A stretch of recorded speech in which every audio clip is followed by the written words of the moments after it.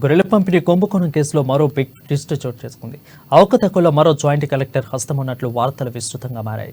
ఈ కేసులో ఇప్పటికే 4 అధికారులను అరెస్ట్ చేసిన ఏసీబీ 3 రోజుల పాటు సుదీర్ఘంగా విచారించింది. ఈ విచారణలో జాయింట్ కలెక్టర్ పాత్ర బయటపడింది. రికార్డులో బినామీ ఖాతాల వివరాలు ఎక్కించినట్లు నిర్ధారించారు. మొహిద్దీన్ నుంచి లక్షలు తీసుకున్నట్లు గుర్తించడమే కాకుండా ఆయనకు నోటీసులు కూడా ఇవ్వడానికి సిబిఐ సిద్ధమైంది.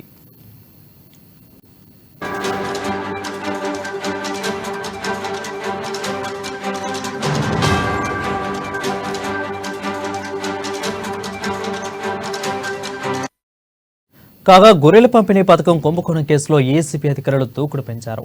ఇప్పటికే అదుపులోకి తీసుకున్న 4 నిందితుల కస్టడీ ముసుకుంది. వారిని 3 రోజుల పాటు విచారించిన ఏసీబీ అధికారులు వారి నుంచి కీలక సమాచారాన్ని రాబట్టారు. 2 కోట్ల రూపాయలు ప్రైవేటు ఖాతాలోకి దారి మళ్లించిన దానిపై ఆరా తీశారు. అయితే కస్టడీ ముగియడంతోనే నిందితులను కోర్టులో ప్రవేశపెట్టనున్నారు.